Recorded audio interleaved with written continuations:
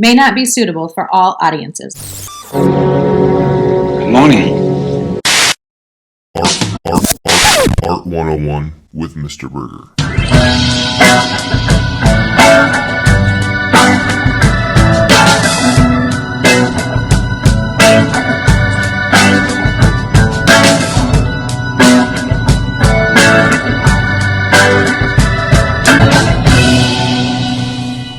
Another episode of Art 101 with me, Mr. Burgher, professional artist and educator, attempting to provide you the best art social content. If you like it, make sure you like, share, subscribe, do all those things.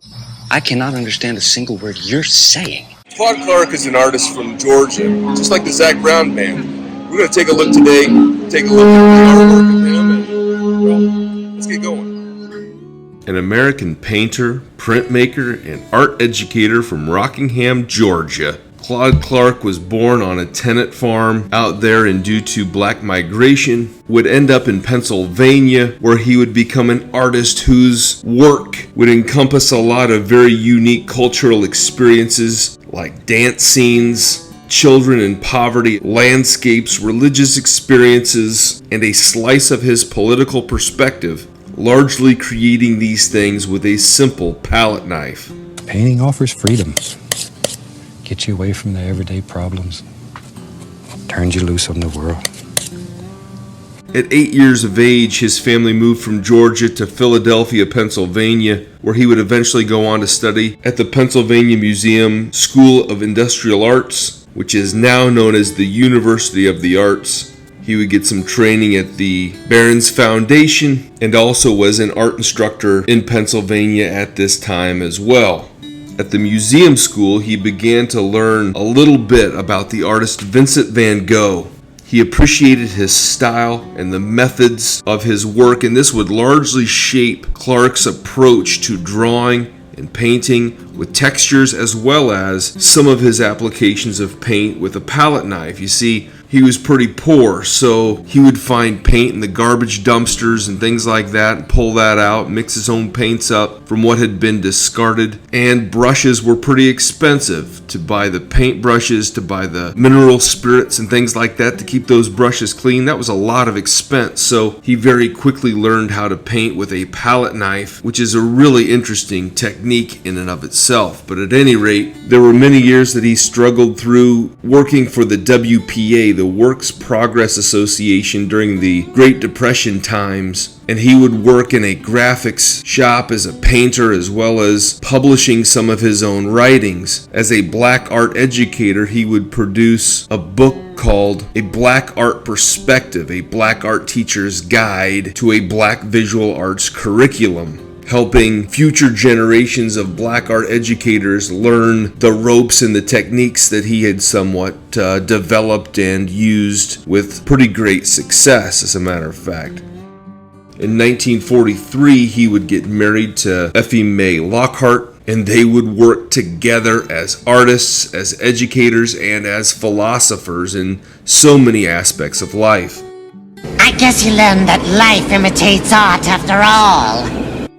Eventually, the couple would find their way to Talladega, Alabama. He was offered a position as an associate professor of the arts there at the Talladega College. After a little bit of time, they would move on to California. This is where Effie Mae was originally from, and so they had a connection and all that sort of thing. But he also had some job opportunities in California, so they would go on where he would earn a bachelor's degree at Sacramento State University and eventually get a Master of Fine Arts degree at the University of California at Berkeley. And of course, while he's working to obtain his own degrees and progress academically himself, he's also teaching on the side. He's making his own artworks on the side, as well as helping to create some really amazing things over the years, including helping to curate the first national African American exhibition of artists at the Oakland Museum in 1967. And over the years, of course, his work would evolve along with lots of things in his life, but the work would definitely evolve, working in various styles of social realism, modern art, and abstract styles. but regardless of the style or approach, he was always considered very much a master of light and color. He was a great educator as well as an educated person that could pursue his own artworks while simultaneously teaching and just doing lots of things all at one time.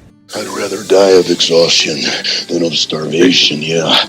After his retirement, he would predominantly work and live in Oakland, California, where he was until his death in 2001. And over those years, from the beginning of his career up until the very end, he was always growing as an artist, despite racial issues that were going on, despite poverty, despite inequalities from prejudice, and his time having to be divided between teaching and learning and all of those different things that he had to do for survival and improvement. His own personal goals and his wife's goals, all of those things. He was always moving forward, and he always kept a very good dialed in focus on where he wanted to go and how to best get there. You know, along my own personal journey, I'm always trying to do that sort of thing. I want to make my art, but I also want to show my art, and it's influences like this that remind me that it's possible. It's possible to put in a day's work helping students while also being able to produce my own artistic endeavors.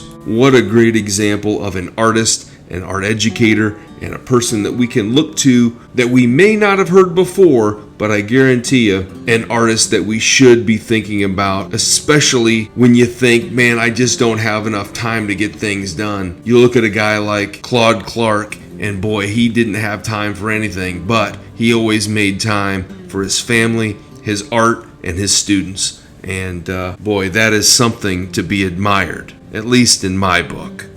Thanks for watching. Follow along the board. See you next time. Have a good day.